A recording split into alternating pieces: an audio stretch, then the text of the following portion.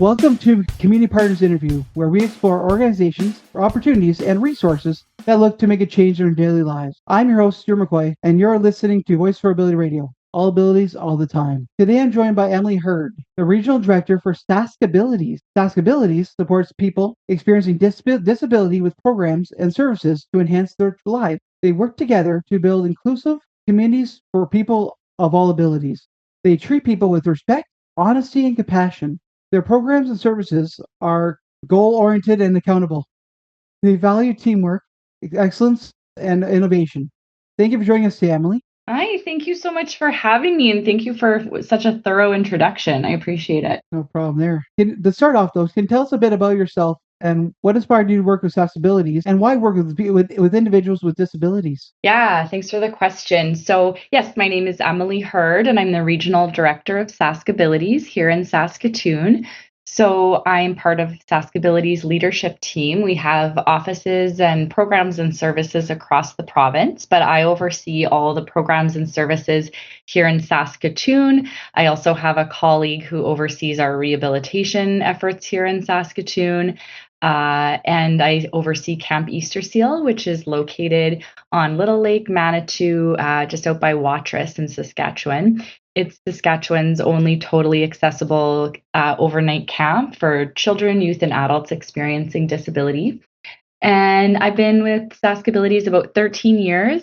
I had some friends that worked here, some family that worked here, and just thought it was such an interesting organization, and started out working on the employment side of things and our partners in employment services, where we provide supported employment services, and kind of just fell in love with it and have been here ever since for about 13 years.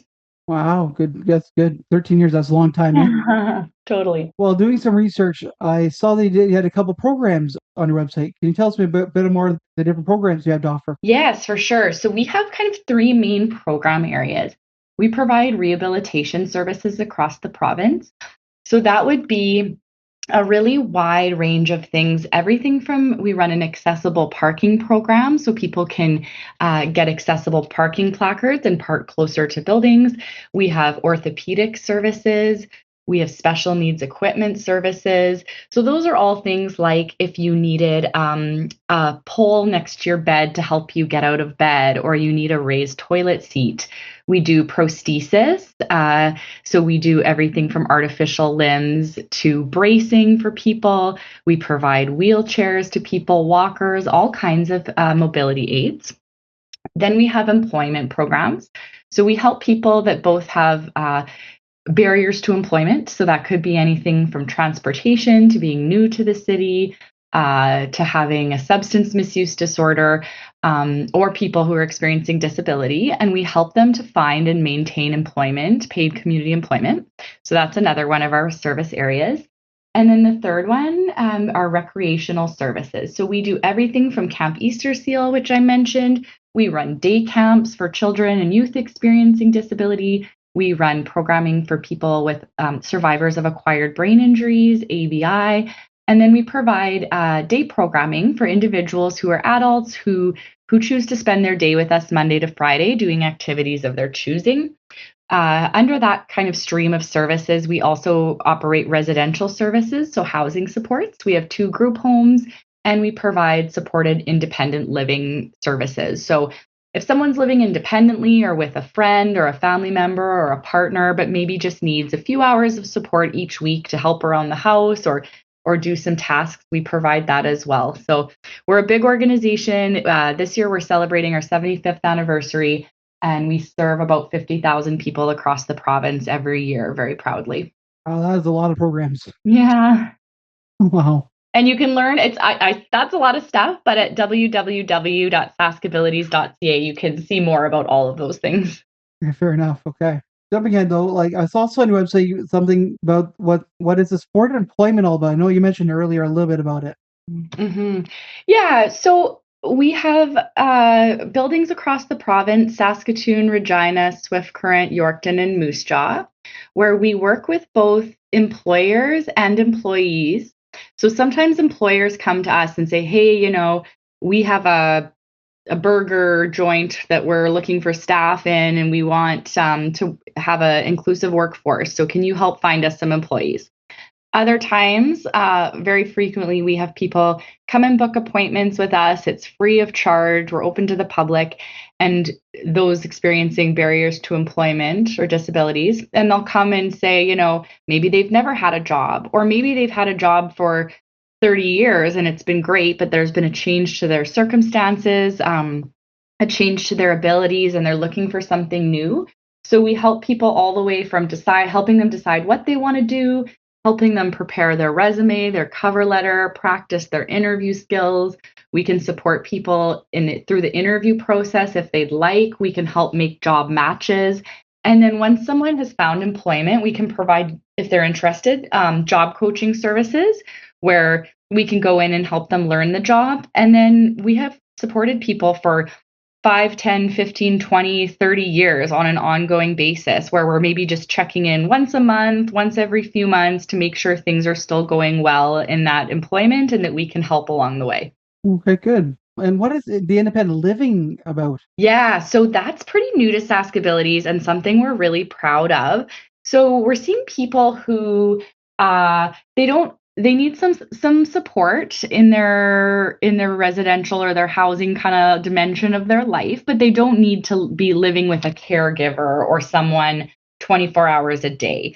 So maybe it's someone who lived at home with their parent and now wants to live with a roommate or a boyfriend or girlfriend or a friend, but they need a little bit of support.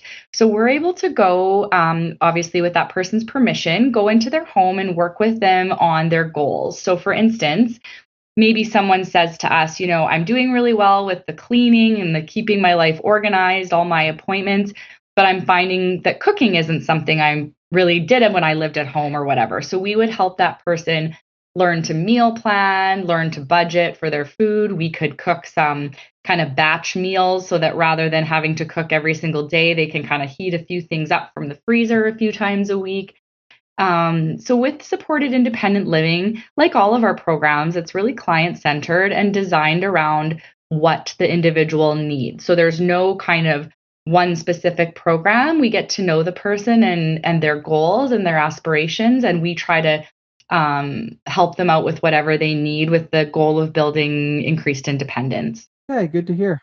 Are there any restrictions to becoming a member of Saskabilities, such as age, disability type, caregivers, or family members? Yeah, that's a great question. So we try to keep our programs as open as possible wherever we can and where people can self disclose their barrier or their disability. We do receive funding through federal, provincial, and municipal programs. So with some of those programs, there are some limitations into how people can join. We always offer, we try to be as flexible as possible. So some people self-pay for our programs. Some people use sources such as Jordan's Principle, or in Saskatchewan, we have something called the Cognitive Disability Strategy. We also have community living service delivery, which supports adults experiencing intellectual disabilities. Of course, with some of our rehabilitation programs, if you needed a wheelchair or an artificial limb, those would have to go through a healthcare provider. But as much as possible, we really try to make our programs as inclusive and as accessible as possible for anyone who might need them. Okay, good. Yeah, accessible is like Hmm. key point nowadays, right now, for sure. Absolutely. Yeah. Without using any names, can you share a success story with me? What supports were put in place when someone asked for help? Yeah, great question. I think one of the things that I love the most is when all of our services come together to help an individual. So, for instance, we've had situations where an individual comes to us for employment. And as we start working with them, we realize that they might have a physical need that has been unaddressed. So then we can support them through our rehabilitation services. So maybe we can get them a piece of accessible technology that would help them in their job, or maybe we can fit them with a mobility device that's going to help ease some of the pain they've been experiencing and make their employment more successful. And so, coming from partners in employment, one of the things that I love the most is A, as I said, when we can see our services work together, and B, I love seeing people succeed long term in employment. So, as I said, there are people that came to us feeling really hopeless and unsure about what they're going to do and where life's going to take them. And now it's 10, 15, 20 years later, and they've risen through the ranks at that occupation, and they're successful, and their community of supports has grown, and there's natural supports in the workplace. So rather than having these paid supports through Saskabilities where we're coming in helping, they've developed friends and colleagues in the workplace who now are their supports. And I love to see that. I love to see people flourish in their community, as we all should be able to do and able to access those community resources. Exactly. Cool. Another big question here. Mm-hmm. What is the one thing you see happening over and over again to individuals with disabilities that shouldn't be, and how do we stop it? Oh, that's a big question, but I love it. Thanks for asking. At Saskabilities, I'm really proud of the fact that we're here to, I don't even say walk beside a person, like walk behind the person. So we acknowledge, our executive director always comments that, we need to remember that we're a very small part of someone's very rich and big life, or sometimes it's a life that's fairly small, but they want to grow. And so our executive director will remind us, like, we're a small part of these people's lives. And so I think that's important to remember, because we want to center the person at all that we do, and ensure that we're not leading the person or pushing the person, but rather following them on their journey. And so what I see sometimes with the people we support is that they've been made small by, I guess, for lack of a better term, like society, right? So they've gone to school and maybe they've been told like they'll never work, or someone in their personal life has told them like that's not something you can achieve living alone or working. And so I love that at Saskabilities we are here to grow people's dreams and look for ways where people can succeed. So I always am so proud of people when they achieve their goals. And sometimes it's goals that people have told them their whole life they'll never be able to achieve. So I would like to be in a world or in a community where we're treating people who experience disabilities with respect, and not seeing people as a source where we have to like serve them, or a source of sympathy, but rather an equal and equally rich person in society that can teach us and can contribute. And so I think that's a value we really live here, where we're not saying, oh, well, how can everyone help the people we support? We want to be like, these people we support have incredible gifts and abilities, and like, people speak multiple languages and play instruments and drive Meals on Wheels vehicles and volunteer and do all these amazing things. And so it's like, how can we best,